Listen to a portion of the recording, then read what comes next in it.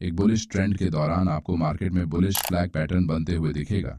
Market में जब भी स्ट्रॉन्ग बुलिश मूव आता है, उस वक्त प्राइस एक सीधी रेखा में ऊपर बढ़ती है और बाद में एक पॉइंट पर जाकर स्टेबलाइज हो जाती है और फिर पैरेलल टॉप्स और बॉटम्स के साथ एक माइनर बेरिश करेक्शन में प्राइस ट्रेड करती है। बुलिश फ्लैग पैटर्न की पहचान करने के लिए आपको कुछ इंपॉर्टेंट बातों का ध्यान रखना होगा।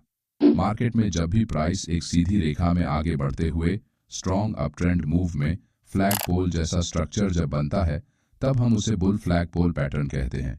इसका मतलब यहाँ बनने वाली कैंडल्स बहुत बड़ी होती है और वो सब एक दूसरे के ऊपर अपना क्लोजिंग करती है।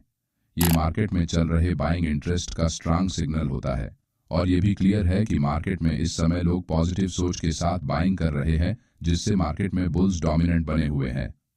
लेकिन एक समय के बाद जब शुरुआती बायर्स अपनी पोजीशन काटकर प्रॉफिट बुक करने लगते हैं, तब मार्केट में एक छोटा सा करेक्शन आने से चार्ट पर बुल फ्लैग पैटर्न बनता है।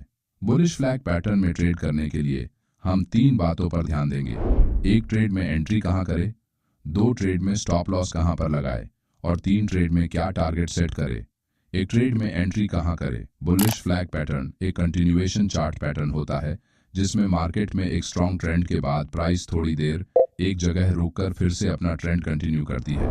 लेकिन कुछ देर बाद यहां सेलर्स मार्केट में एंट्री करते हैं और प्राइस को फिर से नीचे ले जाने की कोशिश करते हैं। लेकिन सेलर्स की संख्या कम होने से प्राइस में बहुत बड़ा ड्रॉप आपको नहीं दिखेगा।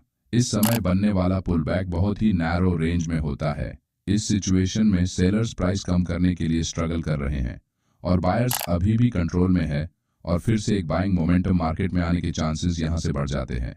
बुल फ्लैग पैटर्न एक कंटिन्यूएशन चार्ट पैटर्न होने के कारण हम पिछले हाई के ब्रेकआउट के बाद ही अपना ट्रेड लेंगे। इसका मतलब जब भी प्राइस अपने पुराने हाई को ब्रेक करेगी, हम ब्रेकआउट कैंडल के ऊपर लॉन्ग ट्रेड में एंट्री बना सकते हैं।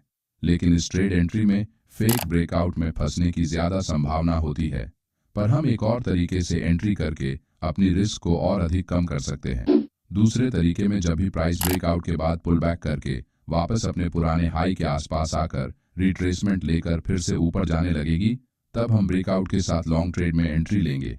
अपनी ट्रेड एंट्री को अधिक सटीक बनाने के लिए आप ट्रेड में एंट्री करने का मन बनाने से पहले वॉल्यूम इंडिकेटर में ब्रेकआउट की जगह कितना वॉल्यूम ट्रेड कर रहा है ये देख ले। अगर हाई वॉल्यूम के साथ प्राइस ब्रेकआउट दे रही है, तो आप डबल कॉन्फर्मेशन के साथ ट्रेड में एंट्री ले सकते हैं। इसके साथ आप MACD और RSI इंडिकेटर में बन रहे क्रॉसओवर का भी इस्तेमाल कर सकते हैं, जिससे आपको ट्रेड लेने में कोई घबराहट नहीं होगी। 2 ट्रेड में स्टॉप लॉस कहां पर लगाए। बुल फ्लैग पैटर्न का ट्रेड करते समय स्टॉप लॉस को सपोर्ट और रेजिस्टेंस स्विंग हाई या स्विंग लो के आसपास सेट नहीं करना चाहिए, क्योंकि आसानी से आपका स्टॉप लॉस हंट हो जाएगा। आपका स्टॉप लॉस एक ऐसे लेवल पर होना चाहिए जिसे अगर प्राइस क्रॉस करती है तो आपका ट्रेडिंग सेटअप इनवैलिडेट हो जाए। हम इस ट्रेड में एक बुलिश फ्लैग पैटर्न का ट्रेड कर रहे हैं और यह पैटर्न तब इनवैलिडेट होता है जब price bottom trend line support को ब्रेक करते हुए नीचे क्लोजिंग करती है। इसलिए आपको अपना स्टॉप लॉस इस सपोर्ट लेवल से थोड़ा नीचे रखना होगा, जिससे आसानी से स्टॉप लॉस हिट नहीं होगा। 3 ट्रेड में टारगेट क्या सेट करें। इस ट्रेड में आप पहले से फिक्स टारगेट रख सकते हैं। इसके लिए सबसे पहले बॉटम सपोर्ट लेवल से फ्लैग पोल की लंबाई मापे, फिर इस लंबाई को रेजिस्टेंस ट्रेंड लाइन के ब्रेकआउट पॉइंट से ऊपर की तरफ नापते हुए आप अपना प्रॉफिट टारगेट सेट कर सकते हैं। लेकिन कई बार मार्केट में बुलिश ट्रेंड बहुत लंबे समय के लिए चलता है, इसलिए भविष्य में आने वाले बड़े ट्रेंडिंग मूव को मिस करने से बचने के लिए आप ट्रेलिंग स्टॉप लॉस का उपयोग करके पूरे ट्रेंड को राइड कर सकते हैं।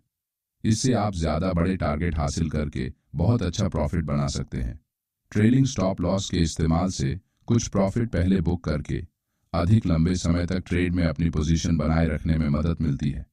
मूविंग एवरेज का इस्तेमाल करके बुल फ्लैग पैटर्न को कैसे खोजें। आप मूविंग एवरेज इंडिकेटर का इस्तेमाल करके एक स्ट्रॉन्ग ट्रेंडिंग मार्केट में आप बुल फ्लैग पैटर्न की खोज कर सकते हैं। अगर आप डे ट्रेडर हैं तो आप शॉर्ट टर्म ट्रेड के लिए 20 या फिर 50 मूविंग एवरेज का इस्तेमाल कर सकते हैं, और अगर आप स्विंग या पोजिशनल ट्रेडिंग करते हैं तब 50 और 200 मूविंग एवरेज का उपयोग करें। जब भी मार्केट मूविंग एवरेज के ऊपर ट्रेड करती है तब एक स्ट्रॉन्ग पॉसिबल अप ट्रेंड बनता है। ऐसे अप ट्रेंड में जब भी प्राइस एक्शन में बुल फ्लैग पैटर्न नजर आता है, तब आप इस वीडियो में बताए हुए स्ट्रेटजी का इस्तेमाल करते हुए अच्छा ट्रेड ले सकते हैं।